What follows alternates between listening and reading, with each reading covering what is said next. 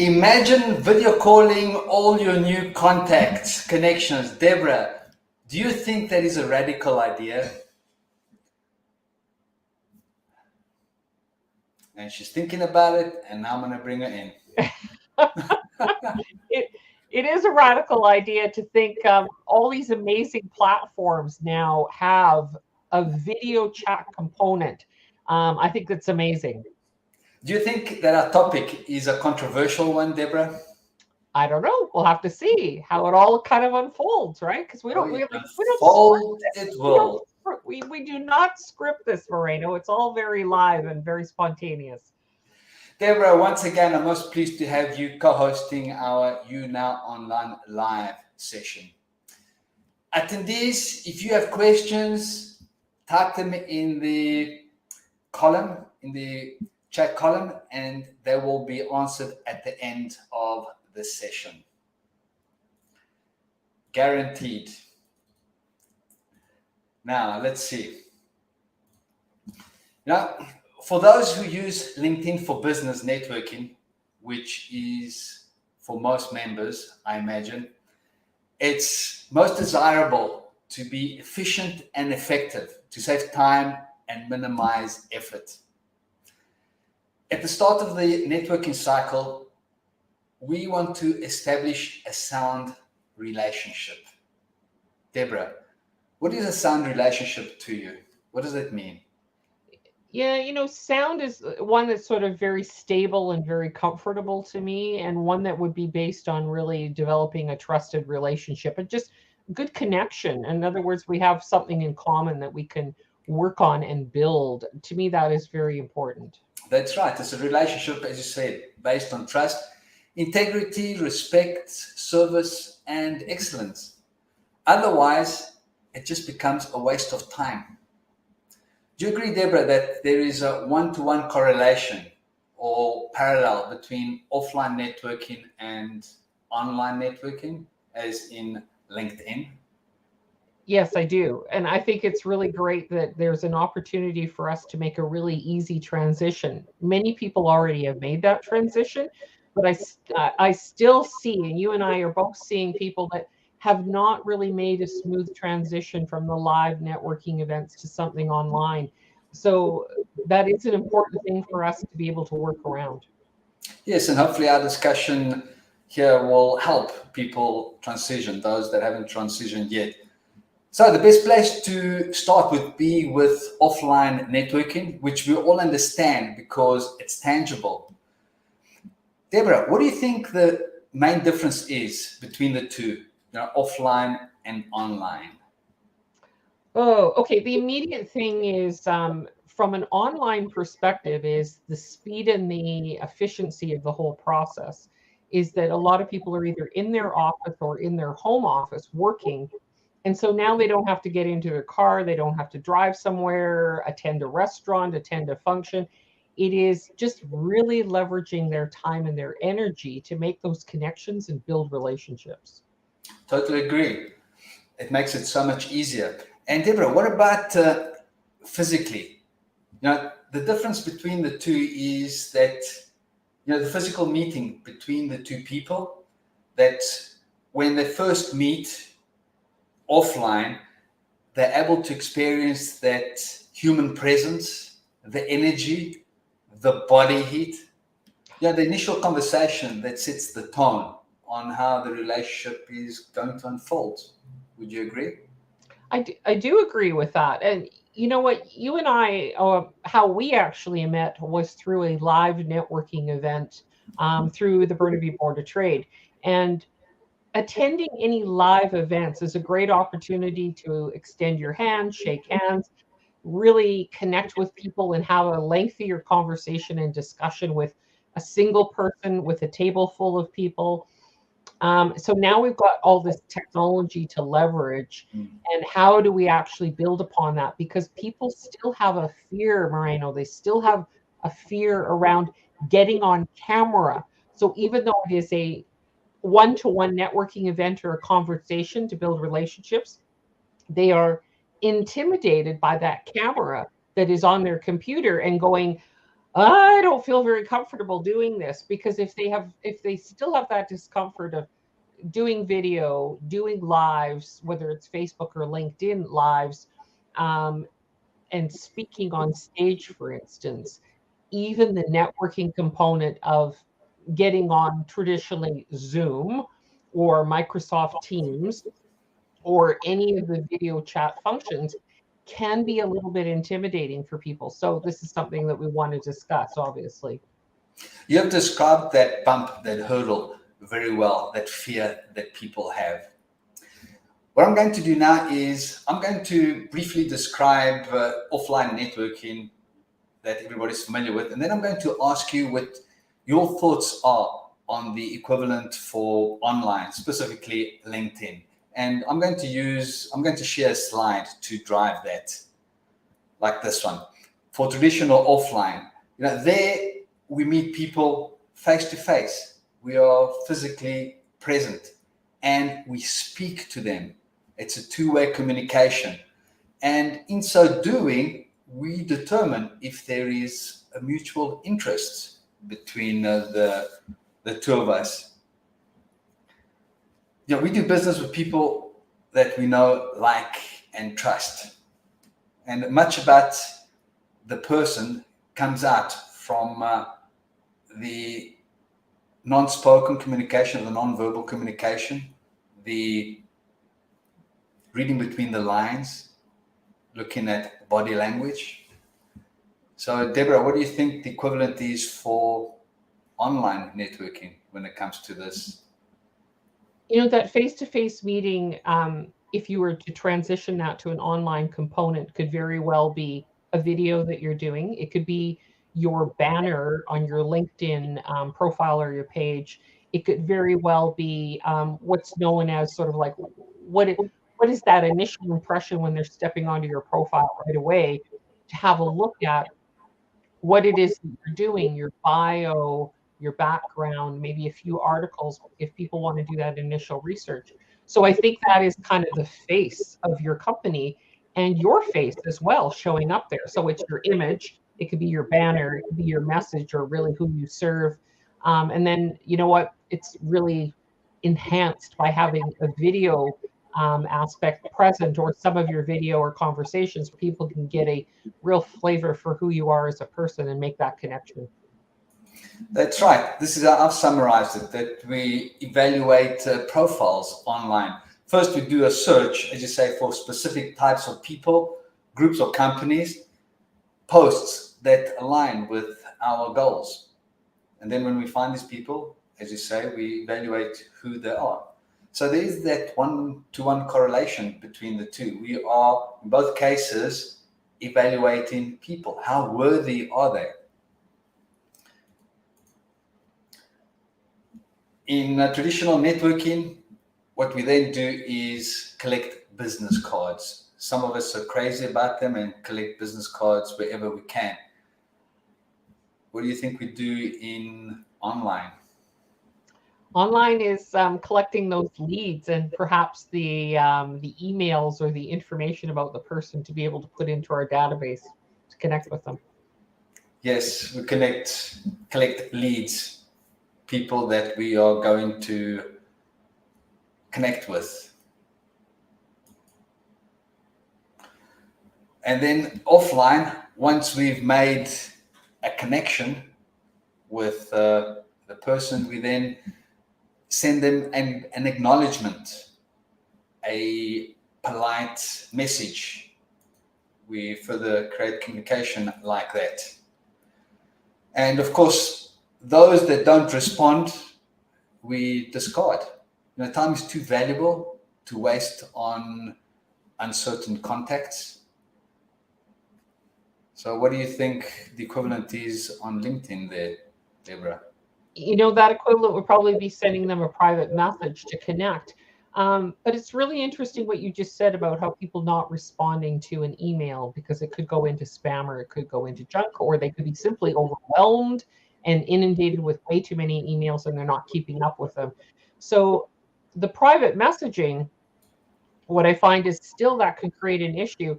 It always helps to have more than one way to connect with a person.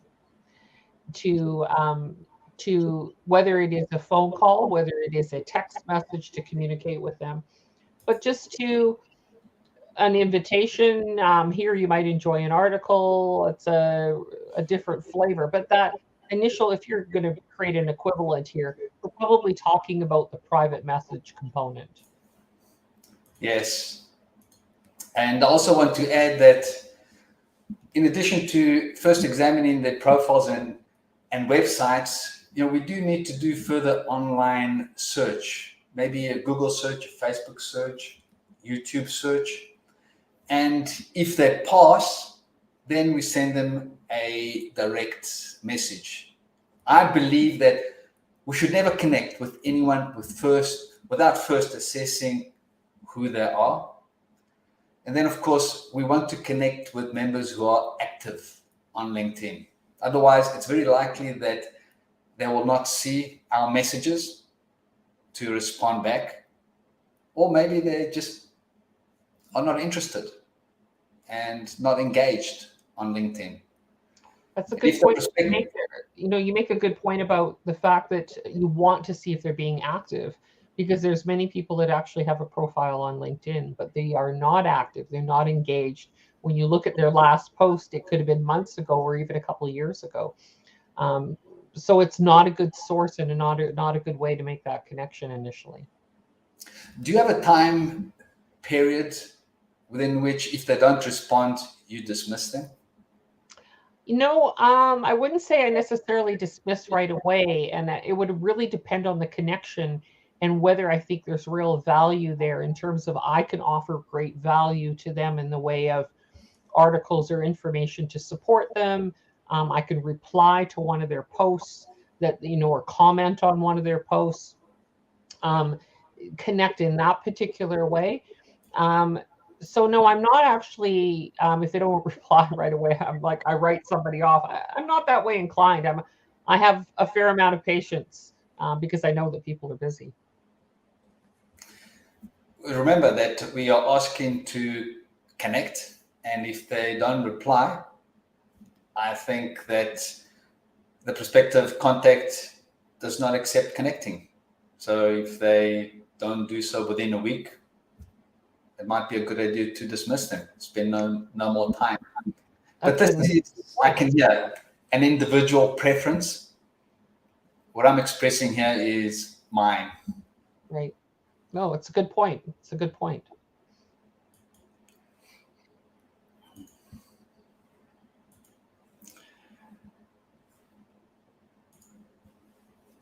If the first email is acknowledged, then for offline networking, we should meet one-on-one in person to further solidify the relationship.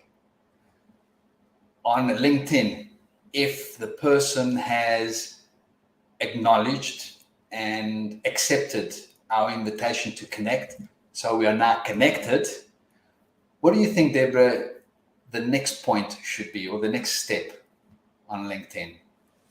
I think if we see that it is a really good connection, we may want to hop on to video and have a conversation with them to see where it could go, or even offering, how can I support you? Or, are you looking for particular introductions or referrals, or what can we do to enhance the relationship? But I think that's best done with a face-to-face conversation over video. And that is the kicker, Deborah, exactly. To meet face-to-face on LinkedIn video, which is very easy to do. Yet many people prefer not to do that. If they connect, yes, it's time to do a face-to-face on LinkedIn video. Ask them if they are okay introducing themselves to you online briefly, so that you can find out a little bit more about them.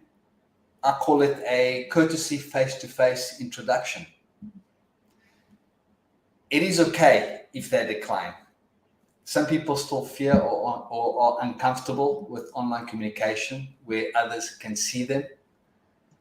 That is normal and must be expected and respected. However, Deborah, if that person does not, and once again, this is my opinion, if that person does not acknowledge your fair and polite inquiry, then do not waste another second with them. Delete that connection. They do not respect you, and you have nothing to gain from that connection. Yeah, there's a really interesting concept where we don't want to have to convince people to want to engage with us. So when we stop that process of convincing people, and just put the invitation out there, but if they are rejecting it right away, then it is about moving on. It's very important to enter into a conversation with a new prospect, knowing that we have the right frame of mind. In other words, that the two frames are aligned. That way we are better able to understand each other if we have the same frame of mind. Otherwise, we may not be in agreement and we may see things differently. And for that reason, we may not be able to move forward. See, what we want to do, Deborah, is simply create a human connection with the other person. And the other person needs to feel the same way. Otherwise, we are not going to go anywhere. We are very different individuals. Already, it's extremely difficult when we meet in person, face to face. Can you imagine online, where probably more than half of that communication is missing? Remember that most of the communication is nonverbal. So online, a lot of the nonverbal is missing. Online, we see the person's eyes, we see the person's facial expressions, and we hear the person's tone. When we collect information from those three sources, we have a significant amount to work with. However, we need to be especially attentive, and it does require practice. I think, would you agree, Deborah, that most people, when they go online, they are too focused on themselves because there's an element of fear? They don't have the time or not relaxed enough to pay attention to the other person at the other end. Yeah, I would agree with that. So, I believe that if you're going to spend the time or put any time into an online effort, you're actually blocking off that time and you're not working on anything else. So, when you're reaching out and making connections, I think what you have to do is when you make those connections, you have to have in mind and very clear what is your intention around making the connection so that you can look for the right connections with people. There's something that you have in common, that there's an opportunity that you can collaborate together. Many people are looking out immediately for a client right away rather than a partner or a collaborator where you can approach the client from a different perspective. So in other words, both of you from different points of view and different perspectives can approach a client and offer great value. So I think the intention has to be there first. You have to be very clear on what it is you're offering, how you want to build that relationship first off. That becomes really critical. And then how that conversation is going to start when you initially comment and make that connection, so that when you get into sending them a message, there's a way of establishing rapport right away. In other words, hey, I noticed that you're really great at doing this. We both have this in common, or we're both in this particular group, or that we're both serving the same type of client, and asking a few questions and getting a sense of where they're at before we actually step into, hey, you want to pop onto video and chat? Because I think if you go into the point of in your calendar, if you're devoting time to building relationships with people initially in conversation, it's almost like you're in a sense of momentum in that point where you're chatting with people behind the scenes, you're doing some research, you're connecting with people. And there needs to be another time to actually set that video chat. So it could very well be, what's your schedule like tomorrow or the day after? Do you have some time available that we can have a brief 10-minute conversation, or even a 5-minute conversation just to get acquainted, and then we could book something beyond that. And so I think where you need to focus your attention is you need to stay there first and pursue what you need to pursue in terms of building a number of relationships online, and then book the appointment the next day or the day after. What you've described is very important, Deborah. It's the framework, the plan. And we need to know that so that we know how to proceed. And very important is how to open, as you mentioned. We need to know what to say, how to open the conversation, and know the kind of things that we are asking or we are saying.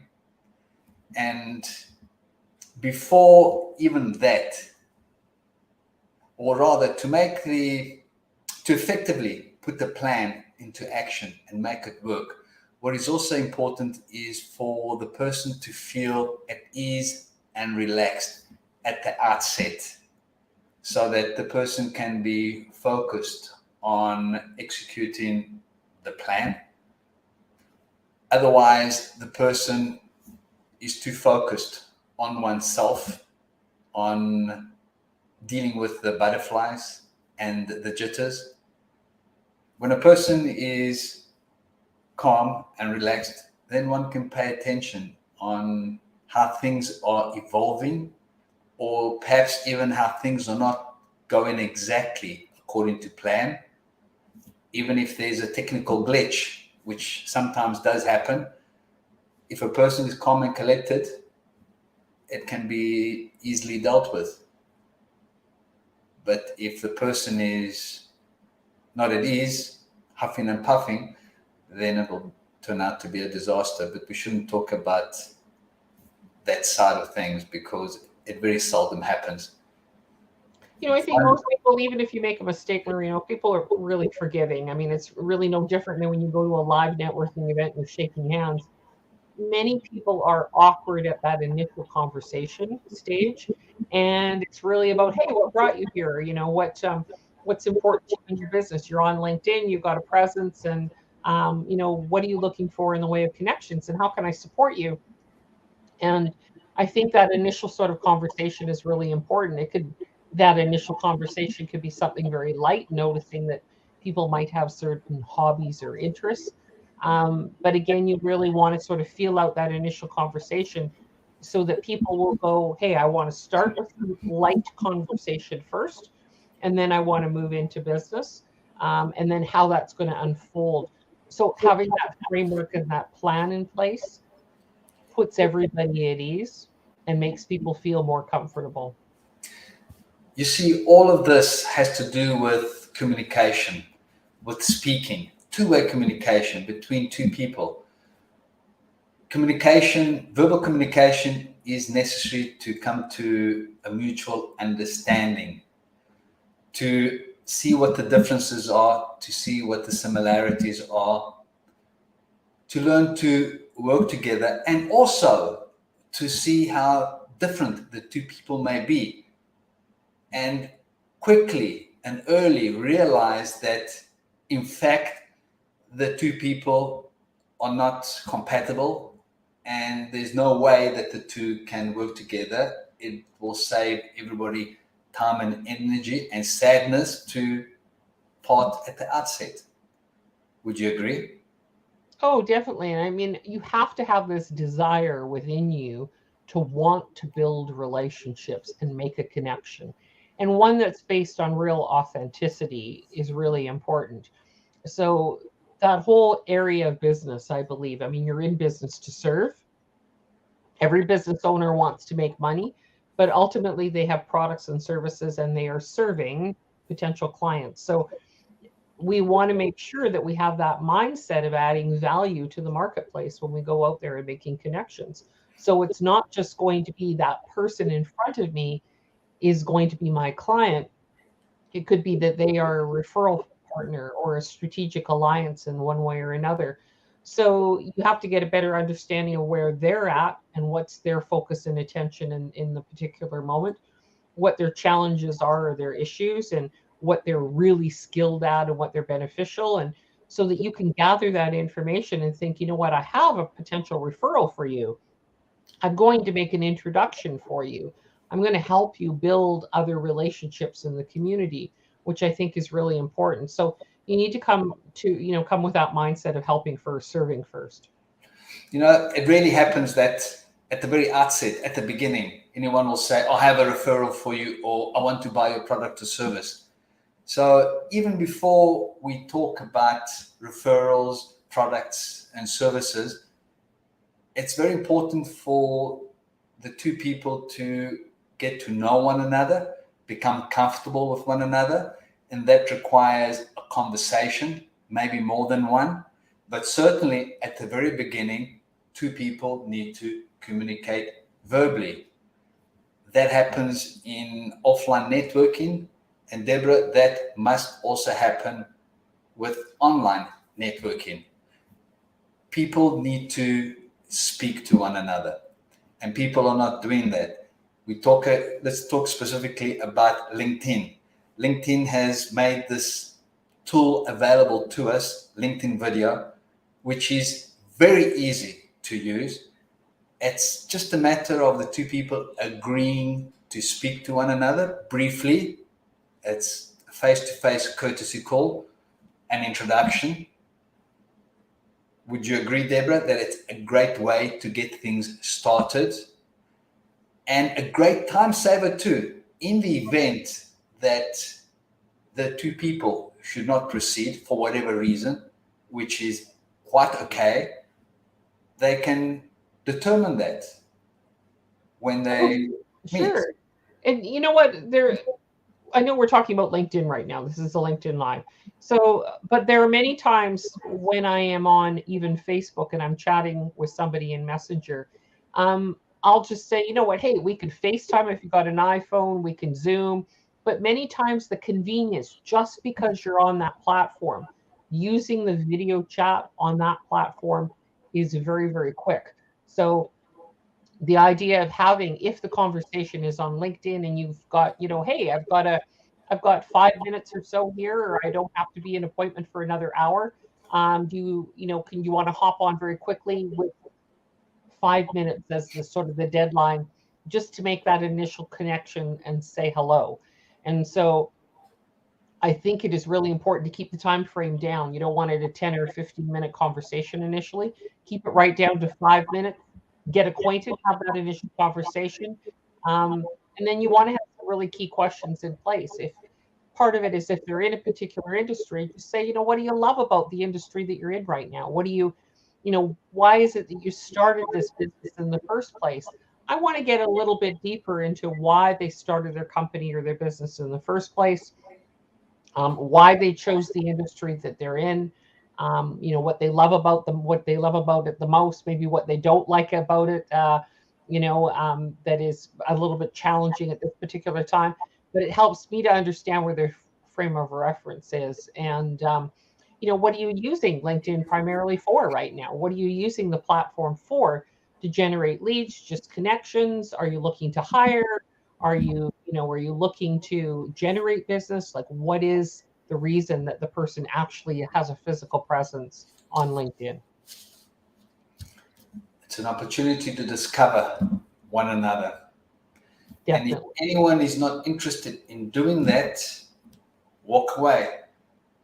Otherwise, one is simply wasting time. It is clear, it is obvious. Imagine in offline networking, Deborah, just going around and only collecting business cards and then only sending them faxes. Yes. And maybe an email, but do not talk to me, or do not talk to anybody, because that is a no-no. You want to communicate with me, you can send me mail via snail mail, send me a telegram maybe, but I will not speak to you. It sounds ridiculous. It appears to be happening on online networking. Yeah, I mean, literally, if you're in business, you need to be communicating. Bottom line, that's what needs to happen. Yes. The finale point has arrived to close the show, Deborah. Let's hear it. Yes, this is it. Deborah, thank you so much for co-hosting our You Now Online Live, where we give business owners an easy and quick way to increase their visibility, exposure, and influence. Final word, Deborah? Always a pleasure. And to our audience, this is a great way for you to get visible, and we're going to help you do that. To our attendees, a big thank you.